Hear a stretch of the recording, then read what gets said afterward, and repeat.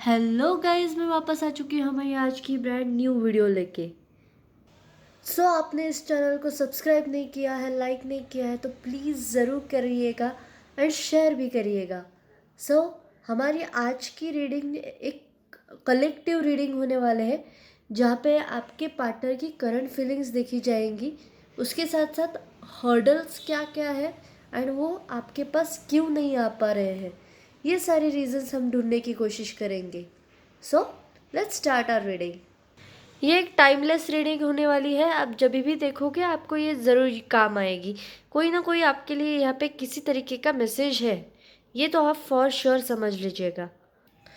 आपका first card आया है 5 ऑफ पेंटिकल्स, उसके नीचे आया है 9 ऑफ पेंटिकल्स इन रिवर्स।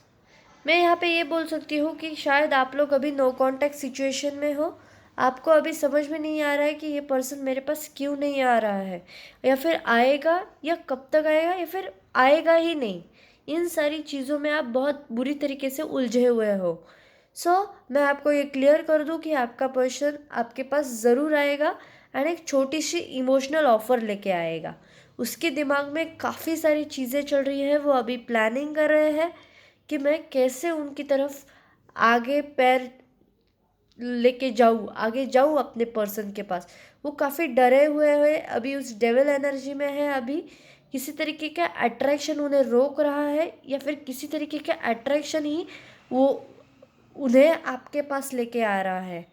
मैं आपको ज़रूर बता दूँ, आपके पर्सन अभी ईगो से बाहर आ चुके हैं। पहले की हमने अगर करंट एनर्जी देखी तो वो काफ़ी ईगो में थे, एम्परर के सिचुएशन में थे। द एम्परर कार्ड काफ़ी स्टेबल कार्ड होता है, उसके साथ साथ मैं ये भी बता दूँ काफ़ी ईगोइस्ट भी होता है। लेकिन मैं आपको ज़रूर बताना चाहूँगी कि वो अभी इस ईगो से बाहर आ चुके हैं। आपको बिल्कुल डरने की कोशिश नहीं है, डरने नहीं ही है। बिल्कुल भी किसी तरीके का खिंचाव तनाव आपके अंदर आना ही नहीं चाहिए, जो नेगेटिविटी की तरफ आपको लेके जाए। आप जितना नेगेटिव होंगे उतना वो आपसे दूर रहेंगे, आप जितना खुश रहोगे उतना वो पर्सन आपके पास आएंगे। द स्टार कार्ड मुझे यही बोलते हो कि उन्हें अभी धीरे धीरे क्लैरिटी मिलना चालू हो गया है।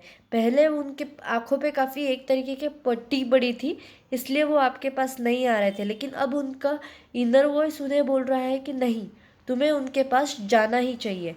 यहाँ पे नाइट ऑफ वॉन्ड्स का कार्ड आया है, जो मुझे यही बताता है कि वो आपके पास आएंगे ही आएंगे, 101% आएंगे, एक न्यू बिगनिंग लेके आएंगे। लेकिन यहाँ पे काफ़ी सारी चीज़ें हैं जो नहीं होनी चाहिए। मैं आपको हर्डल्स की तरफ लेके जाऊंगी। यहाँ पे कोई थर्ड पार्टी इंक्लूड है 101%, क्योंकि यहाँ पे 3 का कार्ड है, ये 3 का कार्ड है, ये 3 का कार्ड है।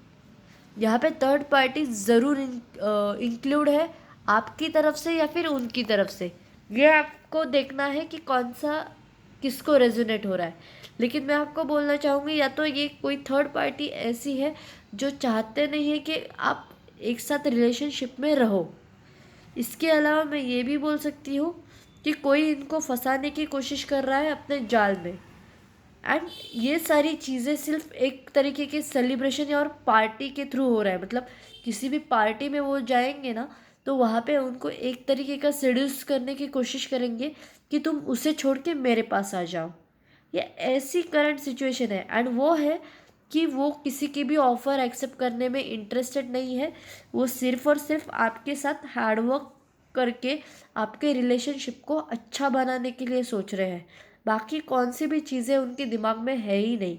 लेकिन मैं ये ज़रूर बोलना चाहूँगी कि कोई लेडी है जो उनको कंट्रोल कर रही है, या तो उनकी माँ है या तो उनकी बहन है। नॉट राइट नाउ कि कोई थर्ड पार्टी नहीं दिख रही है मुझे एग्जैक्टली जैसे मैंने आपको बोला। मुझे ये लग रहा है कोई थर्ड पार्टी इनको फंसाने की कोशिश कर रही है, लेकिन उनके लाइफ में है नहीं अभी। सो एंड होगी भी थर्ड पार्टी, फिर भी ही और she is involve in you, ये मैं फॉर श्योर बोल सकती हूँ। वो किसी तरीके के खूबसूरती के जाल में उनको फंसाना चाहती है। सी दिस एम्प्रेस कार्ड, वो किसी तरीके की खूबसूरती के अंदर किसी तरीके का अट्रैक्शन खड़ा करके वो उन्हें हासिल करना चाहते हैं।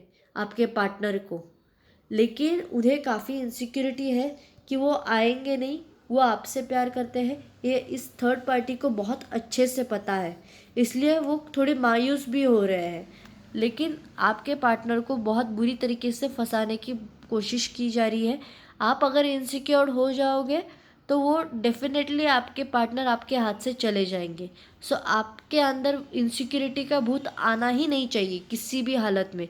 ना इनसिक्योरिटी का भूत, ना किसी भी गुस्सा, फ्रस्ट्रेशन, ऐसी सारी चीज़ें आपके अंदर आनी ही नहीं चाहिए, वरना वो आपके रिलेशनशिप को स्पॉइल कर देगी एंड उनको मजबूरी में किसी की तरफ जाना पड़ेगा उनकी खुशी ढूंढने के लिए। So don't make this happen in any circumstances. किसी भी हालत में ये चीज़ होने ही मत देना।